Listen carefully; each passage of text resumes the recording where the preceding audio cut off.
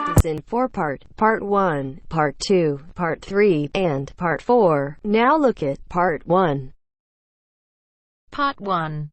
You will hear a conversation between a woman and the librarian. Now you have some time to look at questions 1 to 6.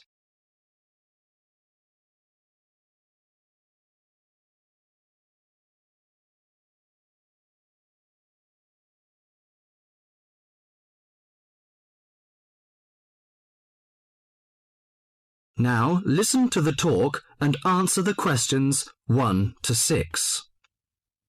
Good morning. Good morning. Can I help you? Yes, I'd like to join the library.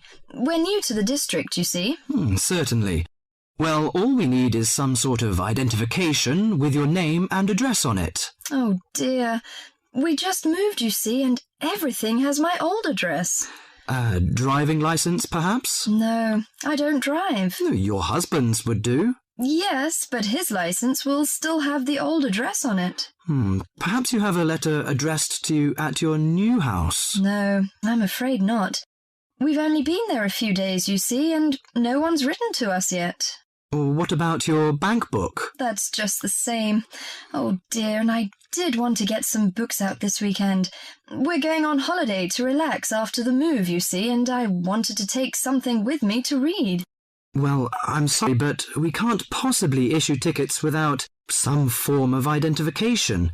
What about your passport? What? Oh, yes, how silly of me. I've just got a new one, and it does have our new address. I've just been to book our air ticket, so I have it on me. Well, that's all right. Your ticket will be ready soon. OK, how many books am I allowed to take out? You can take 4 books out at a time, and you can also get 2 tickets to take out 3 magazines or periodicals. Newspapers, I'm afraid, can't be taken out. Oh, that's fine. Do you have a record library? Some libraries do, I know. Yes, we do. You have to pay a deposit of $5 in case you damage them, but that entitles you to take out 2 records at a time. That's good. Could you show me where your history and biography sections are, please? Yes, just over there to your right. If there's any particular book you want, you can look it up in the catalogue, which you'll find just around the corner. You can also find a touchscreen information service on level 2. Thank you. Oh, and how long am I allowed to keep the books for? Well, the normal loan period is 3 weeks, with 2 weeks extension. Oh dear. We're going away for 4 weeks. Can I renew them now? I'm afraid not. You must do that at the end of 3 weeks. I see. Thank you very much.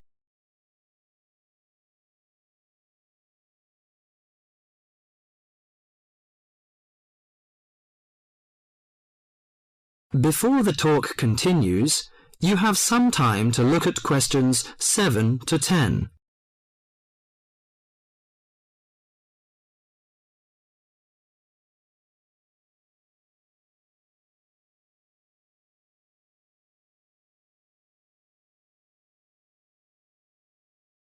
Now listen to the talk and answer the questions 7 to 10. Well, let's go into some details. Your name, please, madam? My name is Barbara. The surname is Cooper. It's spelt as Cooper. Fine. And what's your contact number? If we have new books coming, we can contact you in time. Good. You can call me on 723-6518, but it's better after 5 p.m. You know I have to work during the daytime. Do you need the office number? I don't think so. It's enough. Could you tell me the address? I lived in King Road, but of course you need my new address. It's 25 St. Mary Road, Hanwell. That's Hanwell. Is that right? Yes. Do you need the passport number? I just brought it with me. Here you are. Yes, thank you. The number of your passport is G57980942. OK, and your ticket is ready. The number is M930123. Thank you. Could I take a look around and check out some books? Of course, as you like.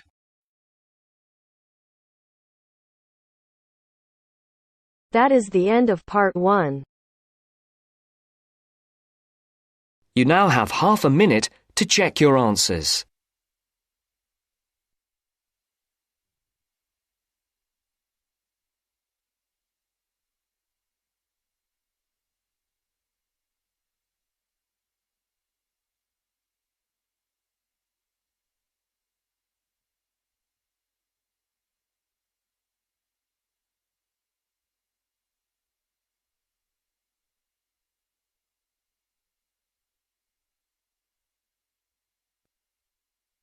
Now turns to part 2.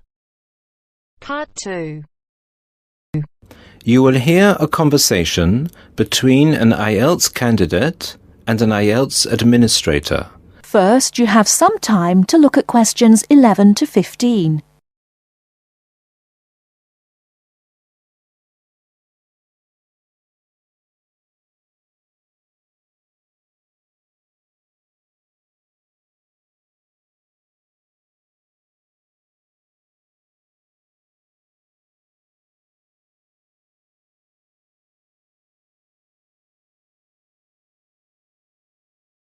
Now, listen carefully and answer questions 11 to 15. Good afternoon. I'm applying for a master's program at the University of Exeter in the UK. I'm planning to register for the Ielts exam at your centre next month. I have some questions I'd like to ask you before I register, if that's okay. Certainly. Would you be taking the academic module? I think so, but I'll have to contact the university just to make sure. You'll probably need the academic because most universities don't accept the general training. And anyway, the procedures to register for the exam are the same for both the general and the academic modules. Good. My first question is whether I sit all parts of the exam on the same day. I don't live here, you see, and for me it would be more convenient to do all the papers on the same day. Unfortunately, the speaking part is scheduled for Thursdays, and reading, writing and listening tests take place on Saturdays. We can't change the days, I'm afraid. That's a pity. Well, never mind. What sort of documents do I need to bring in order to register? You'll have to fill in the Ielts application form and bring an ID, a copy of your ID, and 2 passport-size photos on a white background. Will any ID do? We only accept original passports and national IDs. That's good to know. Did you say that reading, writing and listening are scheduled for Saturday? That's right. Will I get a break in between the papers? I'm afraid there aren't any breaks between the papers. Each paper takes an hour to complete, so it's 3 hours straight through. You'll first do listening and then reading, followed by the writing test. This is a standard requirement from Cambridge. Before you hear the rest of the talk, you have some time to look at questions 16 to 20.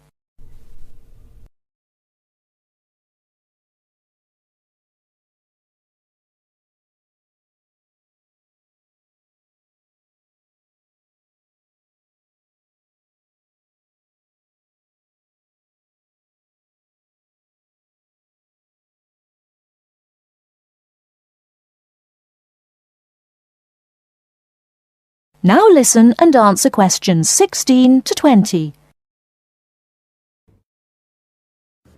Okay, and how soon after the test can I pick up my results? It takes 13 calendar days for the results to be processed. Can you let me know how much it is and the form of payment? The examination fee is $200. You can pay by credit or debit card. We also accept checks. We only accept cash as a form of payment in exceptional circumstances. And one last question. Can I mail you the application documents? Certainly. You can send all the documents by registered mail to our address, 47 Clover Place, New Rochelle, New York. Could you spell New Rochelle for me, please? Certainly. NEWROCHELLE. CHELLE. Could I have the zip code as well? Sure. Our zip code is 10806. Thanks. You can also email us at inquiry@examsmail.com or phone us at 325-9082. I think that's all. Thank you very much for all the information. Bye. You're welcome. Goodbye. That is the end of part 2. You now have half a minute to check your answers.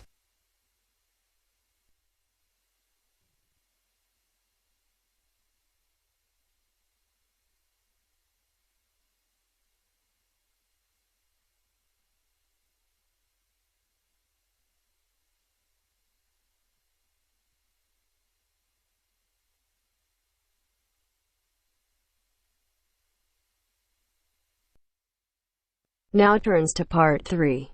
Part 3. Listen to somebody giving a talk about how setting goals can help you achieve more. First, you have some time to look at questions 21 to 24.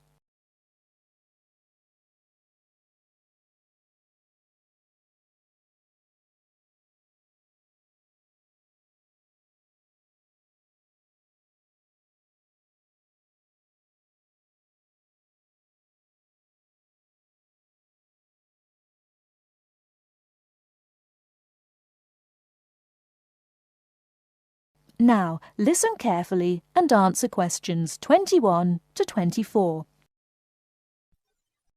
Good evening, everyone. It's good to see that so many people managed to make it. An achievement in itself when I'm sure you're all so busy. This evening, I'm going to talk with you about setting goals and how setting goals can help you understand what you really want to achieve. First, though, I'd like to start by saying what I think achievement actually means. I think some people think it's simply about being successful in a job or making money, but it certainly doesn't have to mean that. Achievement is simply accomplishing goals that you set for yourself, doing what you plan to do, and people might plan to do all sorts of different things.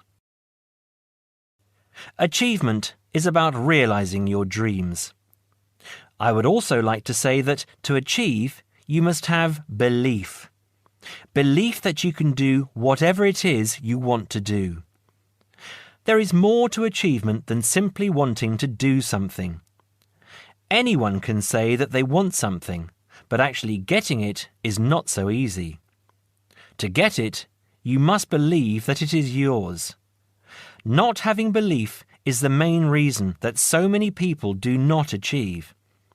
If you really want something, you must talk and act like you already have it. Then you have belief, and then you will achieve. So, goal setting. Goal setting is about imagining the future and then turning the dream into a reality.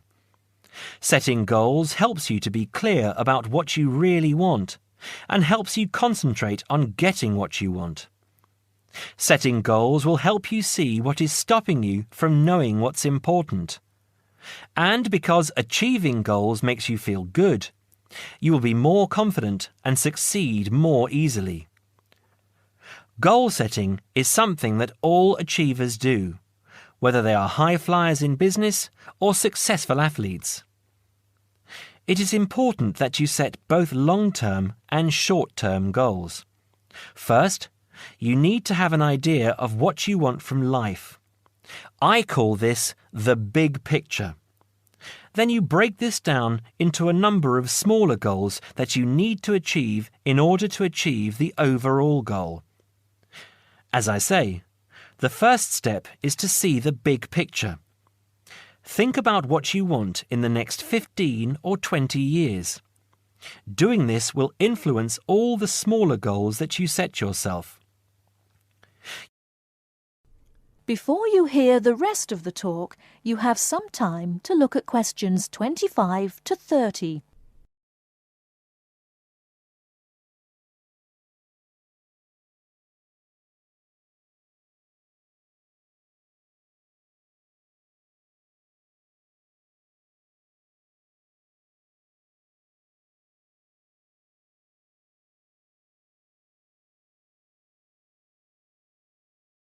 Now listen and answer questions 25 to 30.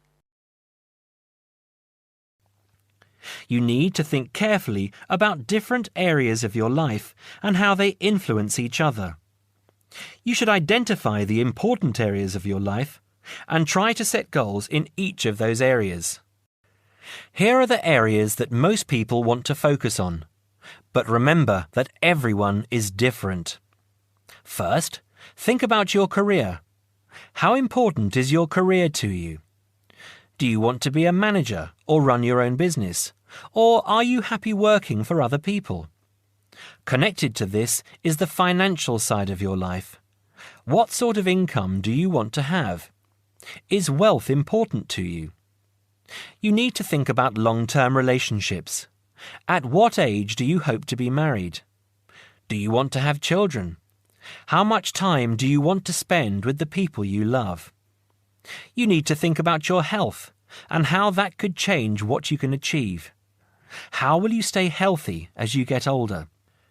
Do you do anything that is not good for your health? And how will you try to do those things less or stop doing them completely? Finally, you need to think about your free time, your hobbies and interests. How much time do you want to have to do what you really enjoy? It is difficult to achieve goals in one area if you feel that you don't have the time to do the things that really make you happy. Now, when you have this overall picture, try to set yourself one goal for each area. Make sure the goals are what you really want and not what you think other people want from you. Of course, in life, it is important to make the people around you happy, but you must focus on what you want. Now, I will go on to talk about how to break your lifetime plan down into short-term goals. But first, does anyone have any questions about what I've said so far? That is the end of part 3. You now have half a minute to check your answers.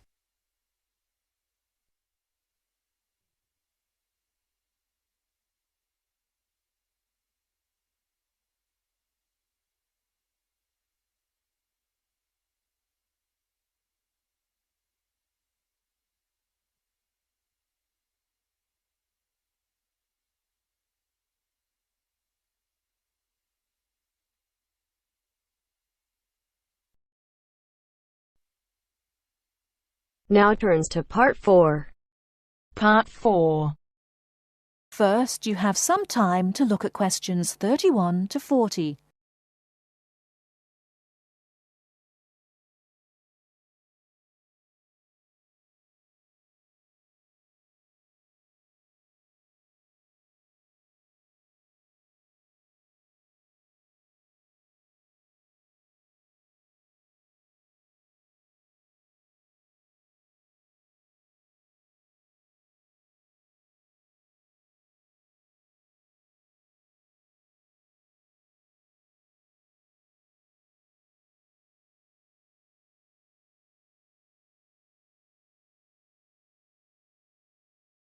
Now listen carefully and answer questions 31 to 40.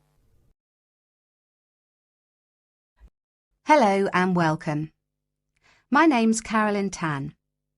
Just as there are a great number of different courses and places to study here, the teaching methods used and the skills you need will vary, depending on the subject you study and the college or university you attend.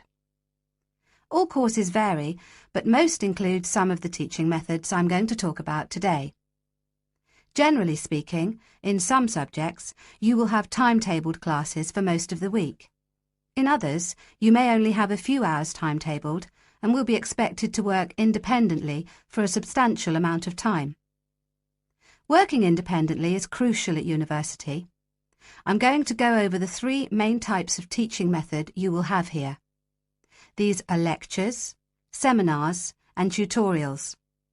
There are other methods that you will come across, like workshops, group work, and practical work, but I'll describe the 3 main types for now. I'll briefly describe what they are and try to give you some helpful advice in dealing with them. Let's start by looking at lectures. These are large classes, usually lasting around 1 hour, where a lecturer or tutor talks about a subject and the students take notes. On some courses, there can be over 100 students in a lecture. Unfortunately, there is usually little or no opportunity to ask questions during the lecture.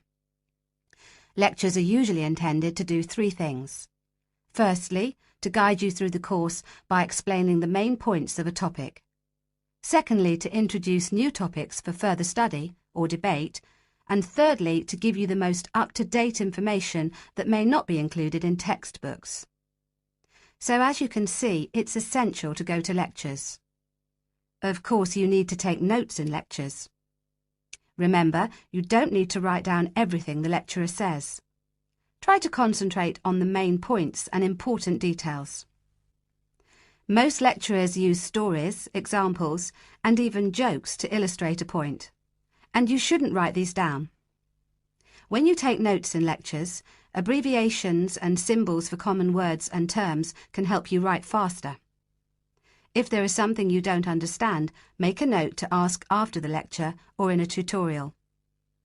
Most students try to write up their notes after a lecture. It's a good idea to try to be organised. Keep your notes from your lectures in order in a file, but don't just file the notes away until your exams. Read through them regularly, as this will help you with your revision. It's really important to go over your lectures.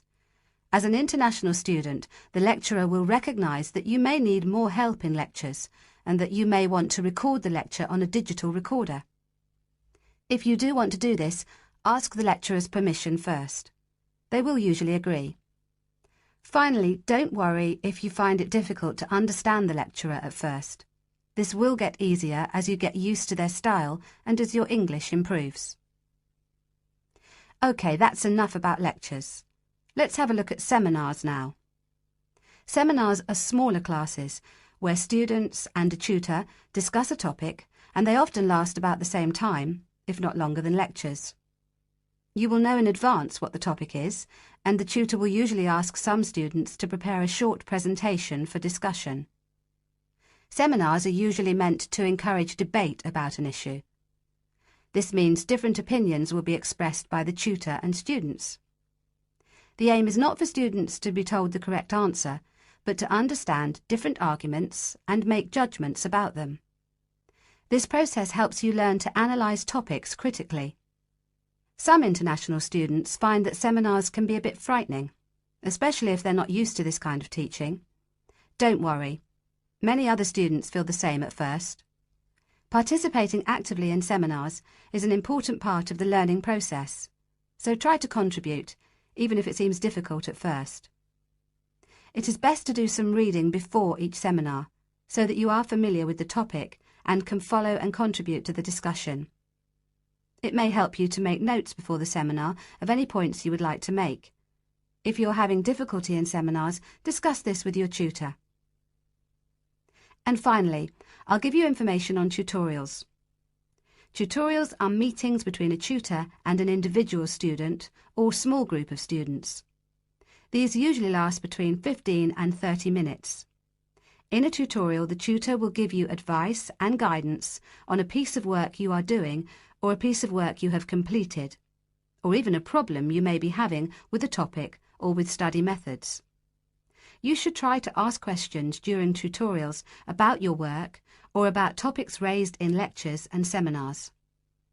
Well, that's all for teaching methods. I'll go on now to talk about the different kinds of examination. That is the end of part 4. You now have half a minute to check your answers.